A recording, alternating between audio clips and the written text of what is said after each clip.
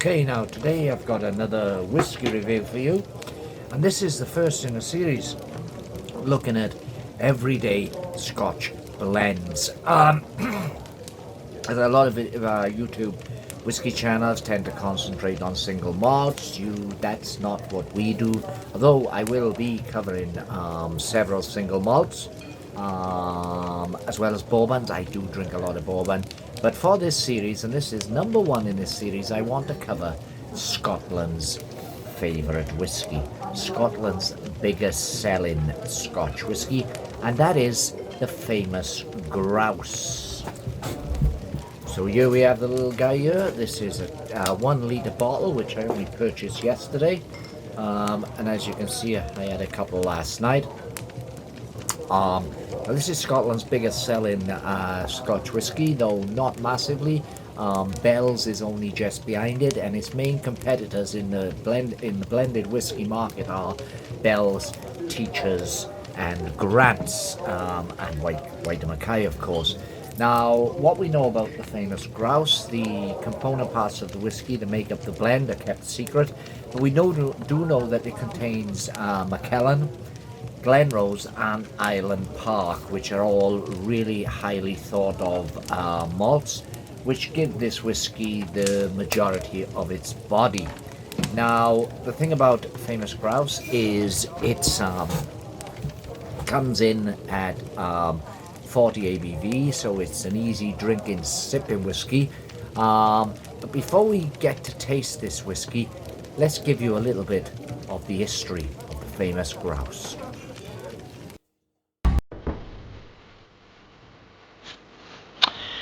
Over the last century or so, the Famous Grouse has developed into one of the world's leading Scotch whiskies, and in recent years has been flanked by complementary expressions to form a range of its own. The Famous Grouse range today also includes the Smoky Black, which incorporates peated whiskies from Islay and also Glenturret Distillery into the blend, as well as a more heavily peated expression called the Black Grouse Alpha Edition, which features an higher content of aged malt. The Naked Grouse was introduced as a premium offering in the range for continuing whiskies matured in first-fill sherry casks for a richer, fruitier flavour. The Famous Grouse Mellow Gold, designed to impart a smoother and sweeter palate, is the newest addition to the range. Now, the Famous Grouse history is rather confused because while many sources claim that the Famous Grouse story began in 1800 with Matthew Gloag and Sons, they didn't start Gloag's at all. Rather, it all began at the Browns. John Brown established his Perth grocery business in 1800 before moving the premises to Athol Street several years later. It was his daughter Margaret who married Matthew Gloag, and she took over the family business from her father in 1824 and ran it until Matthew took control a little over a decade later. It was in fact Margaret and not Matthew who acquired a license to sell wine and spirits and snuff, a tobacco product, and that was 1831. Matthew didn't join the business until 1835 when the name was changed to Matthew Gloag. Margaret died just 5 years later. Now, business in Athol Street was good. Gloag had a wide knowledge of wine and spirits after managing the cellar of the Sheriff Clerk at Perthshire for more than 30 years. By the time Queen Victoria and Prince Albert visited Scotland for the first time in 1842 as guests of the Earl of Mansfield, Gloag was given the honour of supplying food and wine to the Earl's home at Scone Palace near Perth. After the Queen and Prince's visit, enthusiasm south of the border soon spread for all things Scottish. That's haggis, square sausage, desperate Dan, and Scotch whisky, a market trend that he was keen to exploit. By the time Matthew Gloag died in 1860, the family business portfolio focused mostly on wines, and his son William Gloag largely continued the trend. But it wasn't until Matthew Gloag III inherited the business from William in 1896 that the company released its first blended Scotch, the Brig of Perth. A year later, the Grouse was released at the same time as an overall Grouse brand. Originally, the Famous Grouse, which was just part of the Grouse brand, was priced lower than the Grouse. In a little over 10 years, the reverse would be true thanks to the popularity of the Famous Grouse. As if to emphasize the family connection, it was Matthew's daughter, Matthew the Third's daughter, that is, Philippa, who drew the very first and now famous red grouse that we continue to see on the bottle labelling to this day. Cheers, Solange. I've just taken a sip here. When United States Prohibition came into force in January 1920, the Scotch world was dismayed. They were shitting themselves. Economic depression coupled with high taxation had forced a high reliance on export markets. However, as was the case with an handful of other blenders, the Grouse's distribution to markets close to the United States such as Canada, Latin America and the West Indies suddenly shot up. If some of these shipments made their way into the States, then so be it. Al Capone wasn't going to grass anyone up. By the 1960s, business had grown to such an extent that exports to America alone had risen to 12 million proof gallons. By 1968, it had risen to an incredible 33 million. The future was looking rosy for Matthew Gloag and Sons, but just 2 years later, tragedy struck. Both Matthew Frederick Gloag, William Gloag III's grandson, and a major shareholder in the company, and his wife Edith passed away within 2 days of each other. In that same year, state duty was running at 30% on all properties worth over £10,000. The costs, coupled with all the death duties due on both his parents, forced Matthew Irving Gloag and his partners to seek a buyer for the company. Just months later, Highland Distillers bought the company for $1.25 million. Although Matthew Irving Gloag remained as a director to continue his family's involvement. Highland Distillers' ownership lasted until November 1999, when the Edgerton Group purchased it for $601 million. Edgerton remains the owner of the Famous Grouse and the Glenturret Distillery, which is now home to the visitor attraction, the Famous Grouse Experience. Since Edgerton's takeover, the Famous Grouse has continued to sell in high volume, and the process of premiumization has been ongoing at the Famous Grouse. In 2006, the peated Black Grouse was released, now called Smoky Black, followed 2 years later by Snow Grouse, a blended grain whisky. By 2010, the Naked Grouse was introduced as a premium offering. In July 2015, while still retaining the famous traditional grouse bottling, the company rebranded the Black Grouse as Smoky Black and introduced the Famous Grouse Mellow Gold to create the brand's core range. At the same time, a distinctly purple-hued redesign of the Famous Grouse packaging was implemented in a bid to premiumize the blend. Okay, now while you were watching that little pot of history that I put together for you, I poured myself a glass of the Grouse in a Glencairn glass. This is branded by the Penderyn whiskey. So, Scotland's greatest selling Scotch whiskey. Meet probably Wales's finest single malt whiskey, and that is Penderyn. Now, as I said, there's a lot of, not every whiskey channel, but a lot of whiskey channels tend to concentrate on the more expensive single malts at the cost that they don't cover many of the blended whiskies, and there's a lot of snobbery involved. And yet the biggest part of the global whiskey market is with blended whiskies. If it wasn't for blended whiskies, there would be no single malt Scotch whiskey. Now, the usual way that I would drink my Famous Grouse of an evening, and although I'm going to give this a good review because it's a decent whiskey, it's not my only blended Scotch I drink. I don't think I've got a favourite blended Scotch, but I tend to drink a fair amount of White Mackay as well as Famous Grouse, and I also like the Grant's Triple Wood. I also drink another iteration of the Famous Grouse, and that is the Smoky Black, the peated version rather. It's slightly more expensive than the standard Grouse, but it's still a pretty decent dram, and more to my taste because I do like peated whiskies. Now it's 40% ABV, so it's not too stringent of a nose.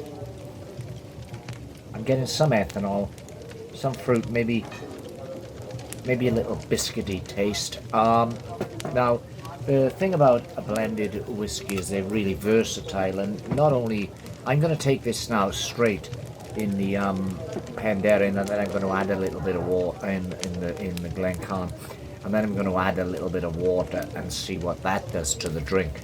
But this is a versatile drink, and you can throw anything at it. You know, you can take it straight if you want to. It's a pleasant enough sipping whiskey.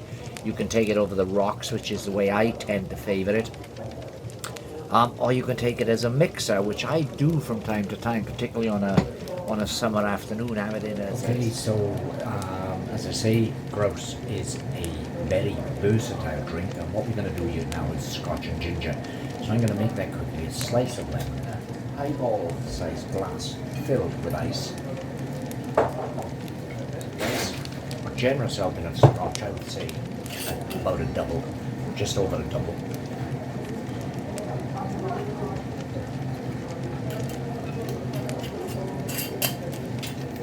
Mr. Grouse.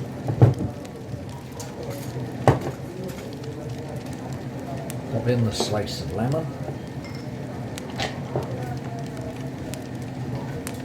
And ginger beer. Fentimann's ginger beer is a pretty good quality ginger beer, though you can use a cheaper variety if you want, but what you're producing here is a delicious, refreshing drink. Whiskey-based drink. Very delicious, especially on a summer's day. So there we have it, scotch and ginger.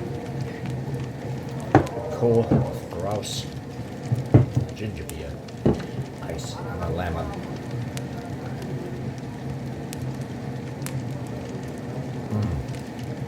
Oh, that is nice. So as I say, whilst there is no right or wrong way to take the whiskey, you should take it the way you like it. Something like Famous Grouse, an inexpensive blended whiskey, which provides a consistency of flavour time after time, which is the skill of the blenders. You could buy a bottle of this today, and then buy another bottle in 5 years' time, and in theory, it will taste exactly the same, and it does. Adieu as a mixer.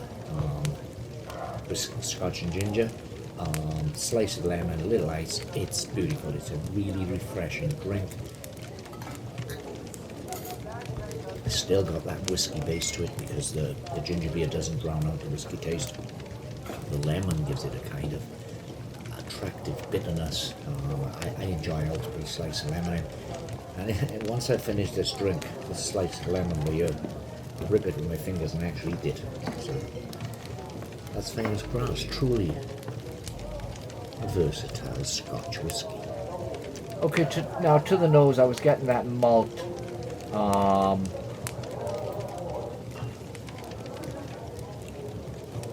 that biscuity, perhaps a little bit of ethanol, but more of a fruity, biscuity taste. Although this is very smooth nose to it. It's nothing too stringent. Just take it to the palate.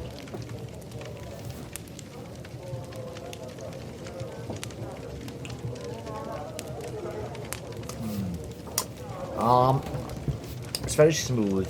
It's not overly complex, which you wouldn't expect from a blended whiskey. But you know, the thing about blended whiskeys is you know that this whiskey, you could buy a bottle of this today. You can buy a bottle in another 5 years, you can buy a bottle in another 10 years, and it will taste exactly the same as it does at this moment, which is the skill of the blenders. That's what the job is of the blenders, to come up with a consistent product time after time after time, even if there are changes in the constituent whiskies used to make this blend. They still, I wouldn't say whiskey blending is a science. I'd say it's an art form, and they consistently come up with a consistent flavour time after time after time. So let's take one more neat, then we'll add a little water and see what it opens up. But at the moment on the nose, remember now this is perfectly neat. I'm getting some biscuit, some ethanol, and a slight fruitiness. It doesn't say on the bottle if it's chill filtered or it's got any colorings added, but it's a light golden color. Now I assume there are some colorings. There's no age statement on this, of course, so we know that it's got to be the youngest whiskey used in years, got to be 3 years of age as a minimum rather. So we know that the youngest whiskey used in years is 3 years of age, but there could be some of the whiskies used to make this famous blend could be older, but it's, I mean, you can't say that it tastes like a youthful whiskey because it's got that famous familiar Famous Grouse taste, which I've tasted so many times over the years, and this delivers it. Some cereal, some fruit, perhaps pears. Not really citrus on this one. I mean, it's very smooth. I'm going to add a little bit of water to this, just a capful, and see how it opens up and see what it gives us. Coincidentally, Famous Grouse could make the claim of helping you live longer, because in 2018, Grace Jones was named as the oldest living person in the United Kingdom. A little drop of whiskey every night. Grace Jones is celebrating her 111th birthday. I don't feel any older. She sure looks pretty in pink. There was cake and a champagne toast at her party, but Grace usually prefers something a little stronger. For the last 60 years, she's been knocking down a glass of whiskey before bed. Sleep well? Yeah, and Grace Jones died at the age of 112 in 2019. Now, the report I was talking about was from 2018, so she was 111 years of age when she was interviewed, and she said that her secret to her longevity was a tot of whiskey every night, and her whiskey of choice was the Famous Grouse. Now, the water's had its time now to do its little thing. We're swishing it around the glass here. We're admiring the legs on this whiskey and saying, okay, they're average legs, you know, they're not Angela Rippon legs, the Mandy Dingle legs, but they're there. There are half decent legs on this whiskey. The water's opened it up. The aroma is immediately far more fruit punching through your apples, raw, ripe apples. Not overly ripe. It reminds me of the aroma you get walking through an apple orchard after a rainfall on a summer's day. So yeah, biscuity, oaty, some fruit, although I'm failing to identify it, but it's a decent, smooth, it's a delicious whiskey. So that's the Famous Grouse, and we will be covering the other big hitters in the blended Scotch market in forthcoming videos. The Grant's Triple Wood, the White and Mackay, the Teachers, the Bells. We'll be covering all those, but for now, that's Famous Grouse. I don't give a scoring mark out of 10.